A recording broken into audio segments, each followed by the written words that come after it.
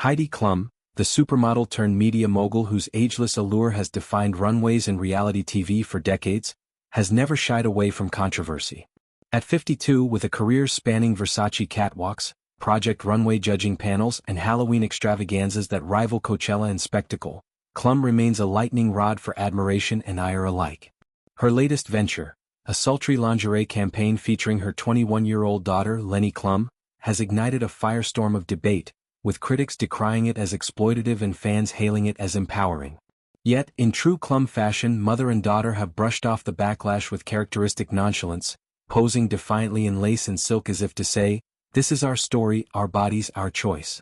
The campaign, unveiled by Intimissimi, the Italian lingerie brand known for its romantic feminine aesthetic, features Klum and Leni in a series of black and white photographs that blend generational elegance with playful sensuality.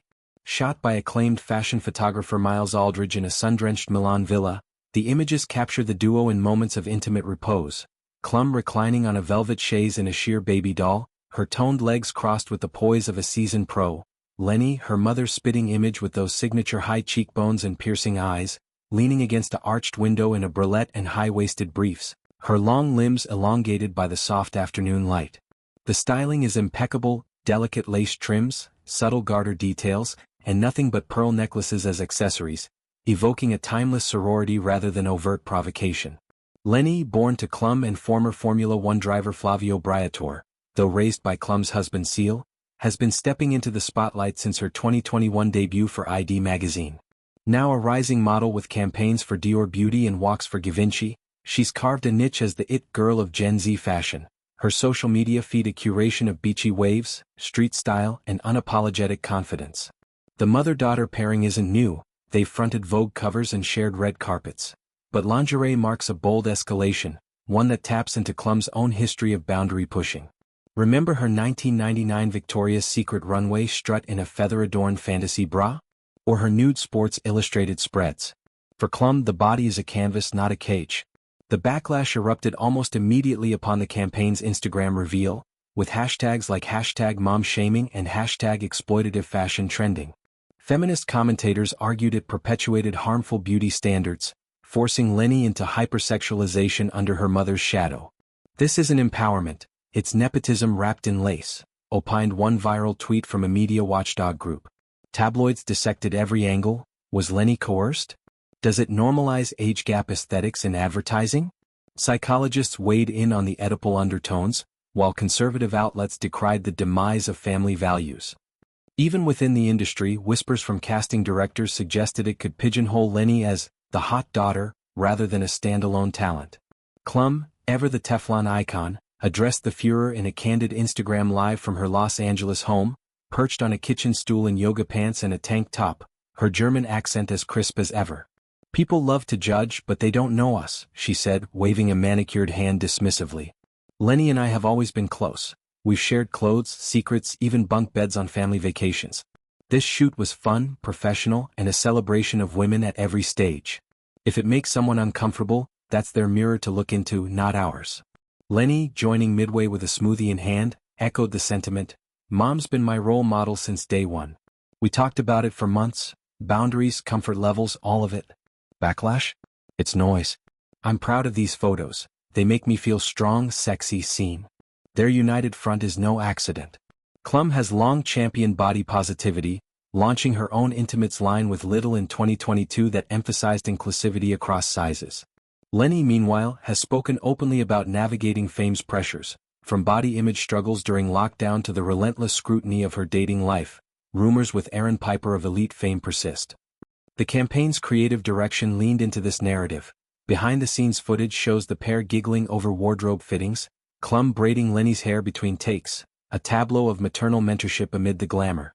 Aldridge, known for his hyper-stylized narrative-driven editorials, framed the shoot as a dialogue between eras, Klum's 90s supermodel swagger meeting Leni's TikTok-era fluidity.